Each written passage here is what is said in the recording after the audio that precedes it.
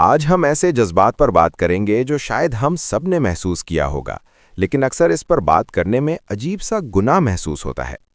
کیا آپ نے کبھی محسوس کیا ہے کہ ایک اور جنگ، ایک اور قدرتی آفت، ایک اور انسانیت سوز خبر سن کر دل پر وہی دھچکا، وہی دکھ نہیں رہا؟ خبر پڑھتے ہوئے انگوٹھا اسکرین پر سے صرف نیچے سکرول کر جاتا ہے۔ ہم خود سے پوچھتے ہیں، کیا میں بے حس ہو رہا ہوں؟ میری ہمدردی ختم ہو گئی ہے؟ کیا میں برا انسان بن رہا ہوں؟ جواب ہے نہیں، آپ برے انسان نہیں ہیں، آپ ہمدردی کی تھکن یا کمپیشن فٹیگ کا شکار ہو رہے ہیں، اور یہ کوئی کمزوری نہیں بلکہ انسانی دماغ کے دفاعی میکانزم کا ایک قدرتی سائنسی نتیجہ ہے۔ آج ہم سمجھیں گے کہ 24/7 کے خبروں کے چکر اور سوشل میڈیا پر مسلسل غم و الم کے سامنے رہنے سے ہمارے اخلاقی جذبات اور نفسیات پر کیا گزرتی ہے۔ یہ محض ایک تبصرہ نہیں بلکہ نفسیات، اخلاقیات کے فلسفے اور مقابلہ کرنے کے نظریات کی روشنی میں اس کا جائزہ ہوگا۔ ہمدردی کا انجن ہمارا دماغ حیرت انگیز ہے، لیکن اس کی طاقت بھی محدود ہے۔ ہمدردی اور غم گساری ایک شناختی وسائل استعمال کرتی ہے۔ یہ وہی وسائل ہیں جو ہم فیصلہ کرنے، توجہ مرکوز کرنے اور جذبات کو ریگولیٹ کرنے میں استعمال کرتے ہیں۔ ماضی میں ہمارا سامنا کسی قریبی واقعے یا محدود خبروں تک ہوتا تھا۔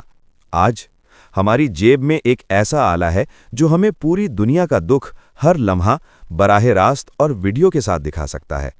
غزہ کا بچہ، یوکرین کی بوڑھی خاتون، افریقہ میں قحط، سب کچھ ایک ہی وقت میں ایک ہی اسکرین پر۔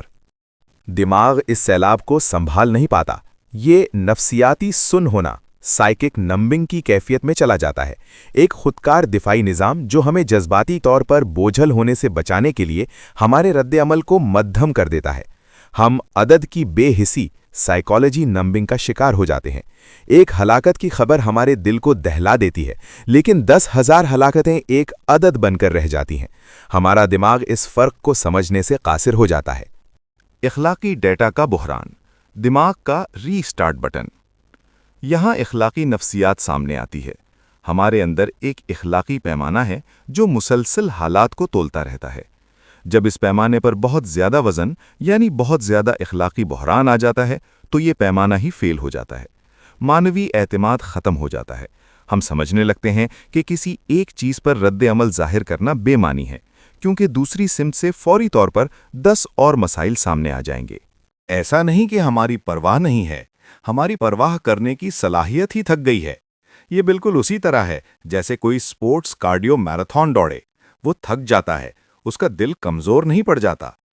ہم اس سے نپٹنے کے لیے مختلف حربے اپناتے ہیں۔ انکار، نہیں ایسا نہیں ہو سکتا، یا یہ سب جھوٹ ہے۔ مایوسی، کچھ نہیں بدل سکتا، میرا رد عمل بیکار ہے۔ ہٹانے کی کوشش، مسئلے سے نظریں چرا لینا، کسی اور چیز میں مصروف ہو جانا۔ غیر ذمہ دارانہ رویہ، دوسرے لوگ، حکومتیں، ادارے حل کریں، میرا کوئی کام نہیں۔ یہ حربے ہمیں دماغی بوجھ سے بچاتے ہیں، لیکن لمبے عرصے میں یہی ہمیں جذباتی طور پر منقطع کر دیتے ہیں۔ بچاؤ کی حکمت عملی۔ تو کیا ہم مایوس ہو جائیں؟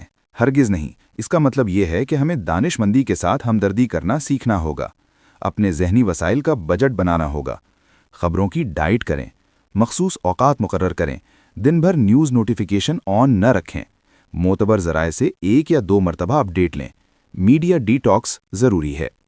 گہرائی کو ترجیح دیں، چوڑائی کو نہیں۔ ایک وقت میں ایک ہی مسئلے یا ایک ہی تنظیم پر توجہ مرکوز کریں۔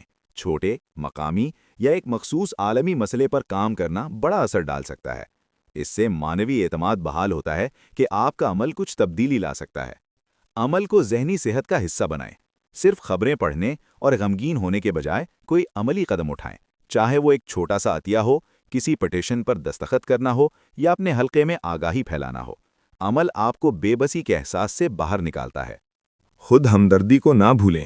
جیسے ہم کسی تھکے ہوئے دوست سے کہتے ہیں آرام کرو، ویسا ہی اپنے سے کہنے کی اجازت دیں۔ یہ تسلیم کرنا ٹھیک ہے کہ آج میرا جی نہیں چاہ رہا یہ سب دیکھنے کا، مجھے وقفہ چاہیے۔ حقیقت پسند امید کو پکڑے رکھیں۔ یہ دنیا مسائل سے بھری ہے، لیکن یہ خوبیوں، ہمت اور مثبت تبدیلی سے بھی بھری ہے۔ کامیابیوں اور اچھی کہانیوں کو بھی تلاش کریں۔ یہ آپ کے اخلاقی پیمانے کو ریسیٹ کرنے میں مدد دے گا۔ تو آج کا سبق یہ ہے، اگر آپ کو لگتا ہے کہ آپ کا دل پتھر ہو رہا ہے تو دراصل وہ تھک رہا ہے۔ آپ بے حس نہیں، آپ سیر ہیں۔ दुनिया के दुख का बोझ उठाना हमारा फर्ज नहीं, ये एक सुपर हीरो किसी बात नहीं, ये एक मैराथन है। और मैराथन में आप अपने पानी के वक्फे लेते हैं, अपनी रफ्तार को समझदारी से तरतीब देते हैं और अपनी तवानाई को किसी एक हदफ पर मरकूज रखते हैं। अपने आप पर सख्ती मत करें, दानिशमंदी इख्तियार करें, अपनी तवानाई को कहीं मौसर तरीके से लगाएं। एक चिराग से हजारों अंधेरे दूर नहीं हो सकते, लेकिन वो रास्ता जरूर दिखा सकता है।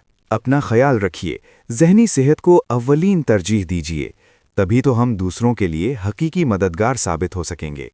अगर आपको ये मालूमात मुफीद लगी हैं तो चैनल को सब्सक्राइब और वीडियो को शेयर ज़रूर करें।